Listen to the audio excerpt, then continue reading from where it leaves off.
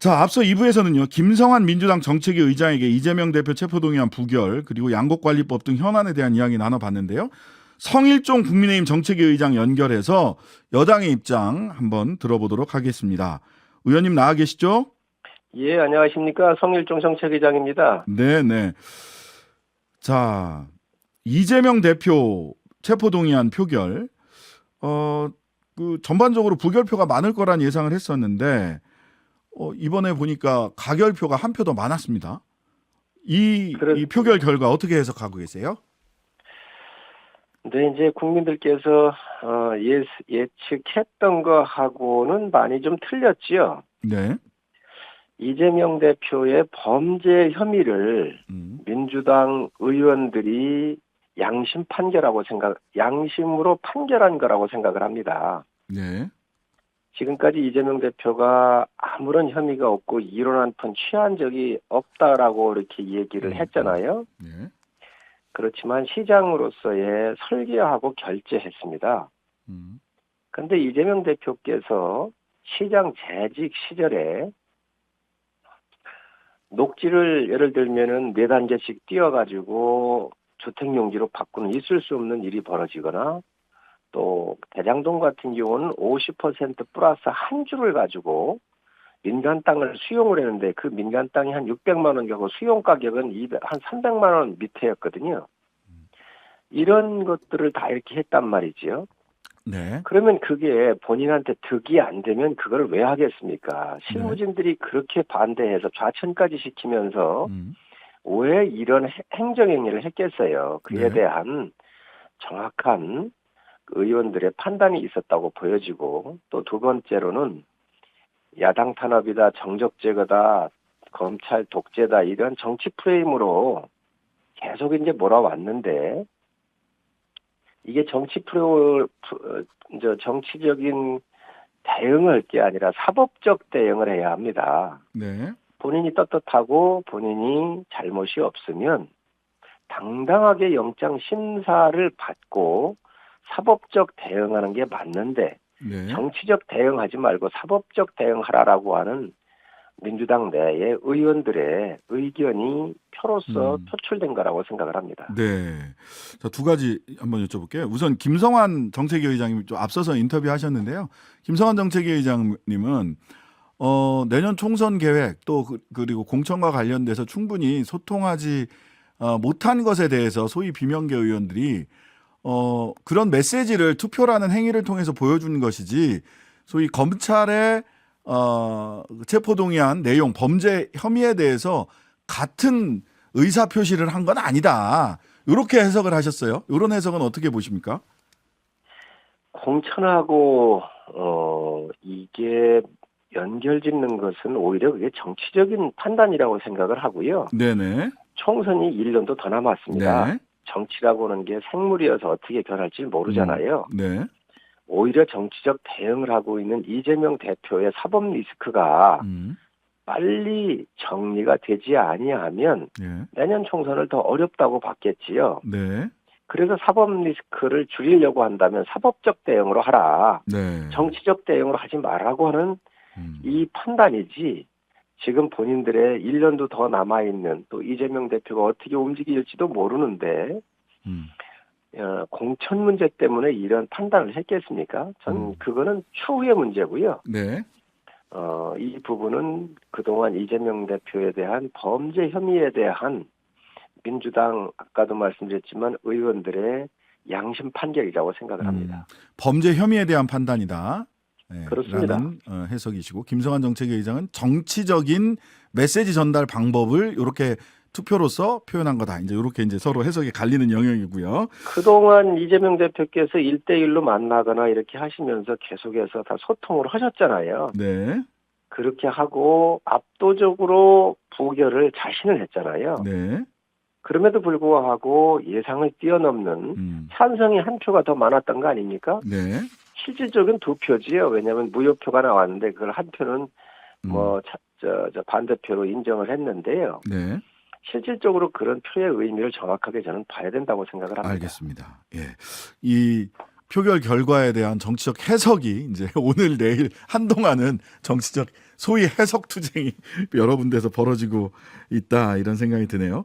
자, 아까 그 대장동 관련해서 이런저런 말씀을 하시면서 뭐 땅을 4개로 분할해서 팔 수 있게 했다라든지 또 수용을 했다라든지 말씀을 하시면서 이익이 없으면 그런 일을 했겠냐. 소위 이제 이재명 대표가 이익이 없다면 좀 그런 무리한 일을 했겠냐 이렇게 얘기를 하셨어요. 이재명 대표의 이익은 뭡니까? 그러면 이익이야 그 토착 세력들, 조폭 세력들하고 연결을 해서 엄청난 돈을 넘겼잖아요. 네, 대장동에 1조 원에 가까운 돈이 토착 세력들한테 간 것이고요. 네, 백현동 같은 경우도 3천억 넘는 돈이 가 있는 거 아닌가요? 네, 그렇기 때문에 그런 것들이 또 저수지에 지금 묻혔다라고 그 부분에서 추측들 하고 있잖아요. 네, 그 세력들이 누굽니까? 다 주변에 있던 사람입니다. 네, 김용, 정진상, 김인섭 이런 사람들이잖아요. 네, 그렇기 때문에 이 이익이 자기 측근들, 분신이었던 사람들한테 함께 공유가 됐겠죠. 본인은 안 먹었을지 모르지만. 네. 그렇기 때문에 이게 심각한 문제라는 겁니다. 그런데 그 이재명 대표도 그 구속 영장 청구서 보고 하셨던 말씀이기도 하고 저도 이제 법률가로서 이렇게 쭉 보면 결과적으로 이재명 대표에게 돈이 갔다는 얘기는 돈이 갔다는 증거나 또는 그러한 혐의가 영장 청구서에 들어가 있지는 않아요. 그 경제적 이익이 이재명 대표에게 현금이 전달됐다거나 하는 게 없으니까 대체로 정치적 이익이라고 하는 부분을 많이 썼더라고요. 그 말씀을 그렇게 질문을 주시면요. 예, 박근혜 예. 대통령과 최순실의 경제적 공동체라고는 말을 쓰면 안 됩니다. 아니 그거는 이제 판결문에 나온 거고 영장 청구서에는 그런 말도 없더라 이런 말씀을 드리는 겁니다. 예. 지금 문제는 이게 조폭 같은 수법을 동원한 건데요. 예. 본인이 돈을 안 받는 게 문제가 아니에요. 본인이 이득이 없으면 그거를 왜 그러한 설계와 사인을 했을까? 직원들이 엄청나게 반대를 했잖아요. 다 좌천을 시켰습니다. 그리고 그 주변에 있던 사람들이 몇 명이 세상을 뜨지 않았습니까? 네. 그리고 그 사람 모른다고 그러지 않았어요. 사진이 나오니까 그러잖아요. 네. 지금 이런 것들이 돈에 받고 안 받고 하는 게 아니라 시장이 설계하고 시장이 결재한 사항이에요. 네. 그에 대한 배임이 됐든 어떤 분이든 다 총감독은 시장한테 있는 것이죠. 네. 알겠습니다. 어쨌든 영장에는 돈이 구체적으로 흘러 들어갔다는 얘기가 없어서 그래서 정치적 이익을 이렇게 공약을 지키기 위한 것이었다라는 식으로 그 정치적인 요건이 이득이 돼 있어서 아니라 정확한 토착 세력들하고의 경제적인 이익이 공유됐다고 봐야죠. 수사를 통해서 조금 더 밝혀져야 될 부분일 것으로 보입니다. 예. 자, 정순신 사태. 예. 그 24시간인가요? 28시간 만에 임명을 철회하긴 했습니다. 국민들이 궁금해하는 거는 이 부분인 것 같습니다. 아니 오랫동안 같이 근무를 했던 근무연이 굉장히 많은 윤석열 대통령이나 한동훈 법무부 장관이 정순신 씨가 학폭 사건으로 대법원까지 다퉜다라고 하는 사실을 정말 몰랐느냐 하는 질문을 하고 있어요. 이거 어떻게 보세요? 우선 국가 시스템에 의해서 특히 학폭이 요즘에 이렇게 문제가 많이 되고 있잖아요. 네. 이런 부분들에 대해서 인사 검증 과정에 제대로 되지 않아서 국민들한테 염려를 끼쳐드린 부분은 정말 죄송스럽게 생각을 하고요. 네. 또 재발 방지를 위해서 이런 학폭을 방치한 부모라든지 가족이 있다고 한다면 분명히 그 공직 수행하는데 전 문제가 있다고 봅니다. 그래서 네네. 이런 부분들에 대해서는 여당의 한 사람으로서 상당히 죄송스럽다는 말씀을 드리고 네. 방금 질문을 주신 대통령과 한동훈 장관이 알았느냐 이 문제가 이제 물을 텐데 그거야 알 수 없지요. 근데 네. 제가 볼 때는 네네. 글쎄 바삐 사는 그런 와중에서 또 대통령께서 이거를 한동훈 장관께서 이런 문제를 인지했다고 한다면 그냥 놔뒀겠습니까? 저는 이 부분은 몰랐을 거라고 저 개인적으로 생각합니다. 몰랐을 거다. 자, 예. 국민의힘에서 그 박정아 수석 대변인이 최초의 정순신 그 아들 학폭 문제 나왔을 때 언론에 이렇게 얘기를 했어요. 이미 그 건에 대해 정 변호사가 사과를 한 상황에서 자식이나 부모가 문제가 있다고 본인이 평가받는 건 연좌제 아니냐? 가족의 문제로 아무것도 못한다는 건 납득하기 어렵다라고 이야기를 했다가 나중에는 뭐 물러나는 게 당연하다. 물러난 이후에는 이렇게 얘기를 해서 야 이거 연좌제로 지나치게 정순신 씨를 비호하려고 했던 거 아니냐라는 또 비판이 있습니다. 이 부분 어떤 답변 주시겠습니까? 제가 볼 때는 우리 이제 박정아 대변인께서 이 상황을 정확하게는 몰랐을 거라고 생각을 하고요. 몰랐다. 연좌제하고 연좌제라고는 볼 수가 없는 엄격한 부모로서의 책임이 굉장히 큰 것이지요. 미성년자 아니겠습니까? 네.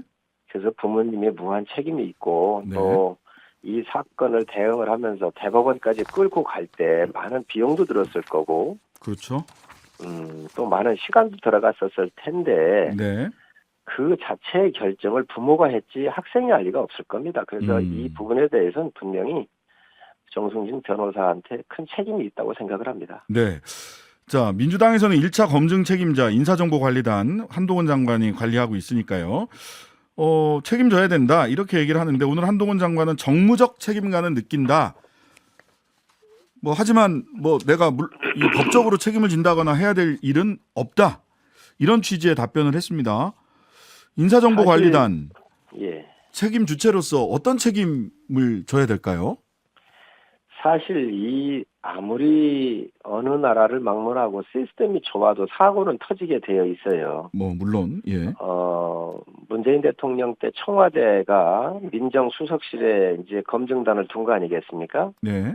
그래서 그 당시에도 이런 여러 번 있었죠. 조국 사태를 비롯해서 또 윤석열 정부에도 그거를 민정에 굉장히 문제가 많이 생기니까 법무부 산하로 이제 가져온 건데 네. 여기에서도 문제가 나온 겁니다. 그래서 시스템에 대한 보완과 또 이러한 후유증이 다시는 발생하지 않도록 보완책을 준비를 해야지 어디를 가도 이런 문제는 나올 겁니다. 그렇다. 그런데 이러한 문제가 최소화시킬 수 있도록 시스템을 정비하고 또 문제를 더 보완하는 역할이 있어야 한다고 생각을 합니다. 네. 국민들은 이런 부분에 의문을 갖는 것 같습니다. 이제 많은 분들이 이게 굉장히 폭발력 있게 바라보고 있는 게 너무 대통령실 인사기획비서관 검찰 출신, 인사정보관리단 한동훈 법무부 장관, 다시 공직기강 비서관 또 검찰 출신. 이러다 보니까 실제로는 인사의 추천에서부터 검증 그리고 최종 낙점까지 모두가 검찰이 이 라인을 다 가지고 있기 때문에 검찰들 출신들이 그들만의 세상에서 서로 봐주게 한 거 아니냐라는 게 이제 국민들이 가지고 있는 의구심이고 분노 포인트인 것 같아요. 이 부분 어떻습니까? 이게 제도의 문제가 아니라 사실 인사 그 자체의 문제 아닌가요? 뭐 야당과 많은 분들이 그 부분을 지적하는 거를 듣고 있습니다. 네네. 그리고 또 특히 야당은 그런 부분으로 공세를 하는 게 또 저희도 야당 해봤으니까 네. 포인트가 아마 맞출 수밖에 없을 거라고 생각을 하고요. 네. 아무래도 검찰 인사가 곧고 검찰 출신들이 이제 몇 곳에 이렇게 박혀 있으니까 그 비난을 받는 부분이 있는 건 맞는 것 같은데 네. 그렇다고 이 중차대한 문제 후폭풍이 굉장히 두려운데 네. 이게 잘못했었을 때 책임을 져야 될 문제가 아니겠습니까? 검찰 출신이어서 봐주는 것은 본인한테 네. 모든 책임이 들어올 수 있기 때문에 네. 저는 그건 아닐 거라고 생각을 하고요. 네. 또 그렇게 해서도 안 됩니다. 그런 공직자가 있다고 한다면 당연히 속관해야 되겠지요. 네. 그래서 이런 부분은 시스템으로부터 어떻게 보완을 할 것인지 우리가 좀 더 고민할 필요가 있는 지점이라고 생각을 합니다. 사람 문제가 아니라 어쨌든 시스템의 제도 보완이 중요하다. 근데 이제 시스템 보완과 관련해서 민주당에서는 법안을 정순신 아들 방지법이라는 소위 핵심이 보니까 인사검증 권한을 인사혁신처, 그러니까 법무부에 있는 인사정보관리단을 인사혁신처로 옮겨서 인사혁신처가 원래 뭐 그게 주무니까 검증 업무를 인사혁신처로 옮긴다라고 하는 법안을 오늘 이성만 의원이 발의를 했더라고요. 이 법안에 대해서는 어떻게 여당 정책위 의장으로서 어떻게 대응하실 생각이세요? 이 부분은 뭐 민주당이 이번 때문에 그런 게 아니라 그전부터 계속 주장을 해왔던 것이지요. 네네. 예, 그래서 정부 조직법을 개편한다고 할 때 이 부분도 해달라고 요청했던 사항들입니다. 새로운 건 아닙니다. 새로운 그러나 건 아니다. 예. 네, 그렇습니다. 인사혁신처로 가든 그 어디로 가든 다 기능은 똑같습니다. 네. 오히려 이러한 검증에 대한 것들은 검증을 오래 한 민정 같은 경우는 검찰이나 경찰 이런 쪽에서 좀 국세청 같은 데 들어가 있잖아요. 네. 이런 조사 경험이 있었던 많은 분들에 의해서 필터링이 됐던 부분인데 네. 오히려 이런 실질적인 이런 필터링의 그 우열은 오히려 검찰 쪽이나 경찰 출신들이 좀 더 나을 거라고 생각을 합니다. 네. 그럼 법무부에 계속 있는 게 낫다?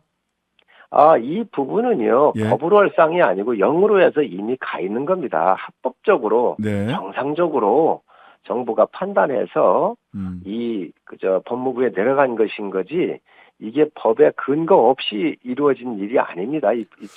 법무부로 보낸 게 아닙니다. 그렇기 때문에 이 부분은 논란의 여지가 없다라고 생각을 합니다. 아니 그러니까 아마도 그 민주당 이성만 의원이 낸 안 같은 경우는 인사혁신처에서 다른 부처로 그 위임하지 못하도록 하고 인사혁신처의 고유 업무로 뭐 규정을 하는 쪽인 것 같은데 결과적으로 그러면 인사혁신처에서만 검증할 수 있게. 그러면 인사혁신처로 가면 예.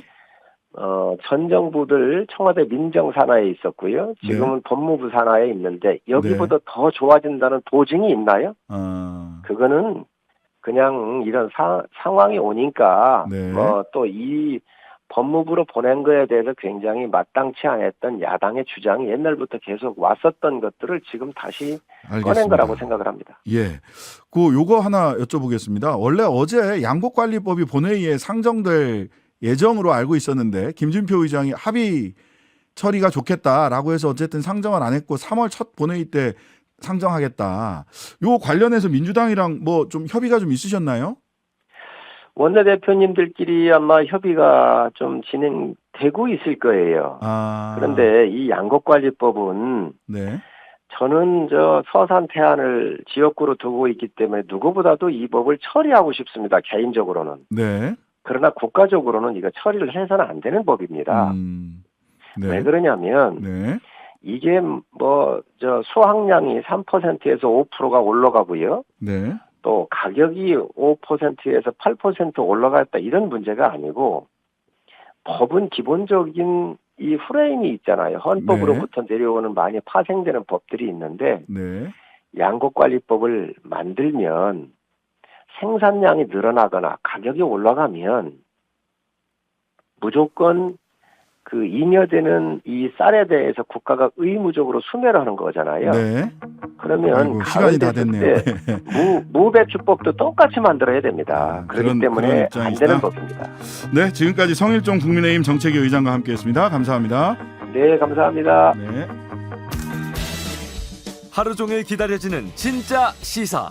평일 저녁 6시 5분 신장식의 뉴스 하이킥.